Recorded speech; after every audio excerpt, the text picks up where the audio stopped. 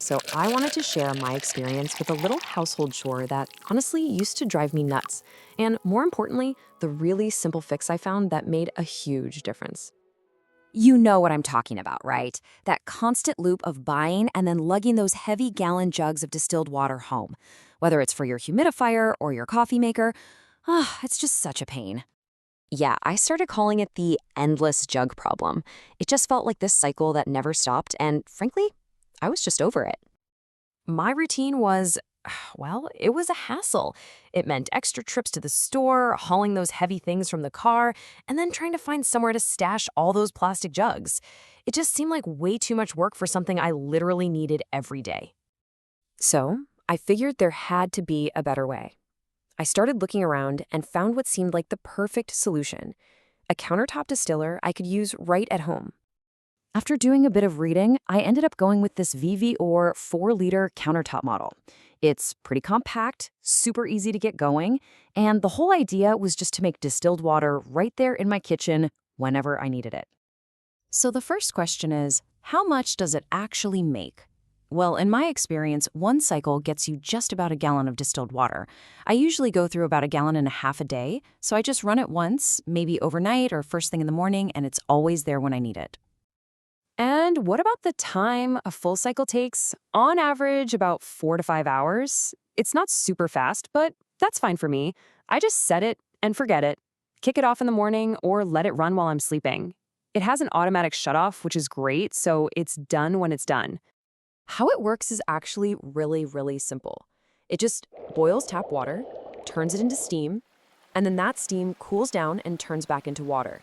The key thing is all those minerals and other gunk get left behind. It's a really basic, natural process. But honestly, for me, the biggest win wasn't just the convenience. It was about protecting the appliances I already have. And this right here, this is probably the most important part for me. I have to be honest, in the past, I haven't always been great about following the manufacturer's instructions, and I've definitely paid for it with things that just didn't last. So now, I am no longer adding to the pile of unusable equipment no longer in use because I did not follow the manufacturer's suggestion to use distilled water. It really just comes down to stewardship for me, just taking better care of the things I own. My two main uses for it are my humidifier, which basically runs nonstop during the winter, and my Keurig. Both of those things are just magnets for mineral buildup if you use regular tap water.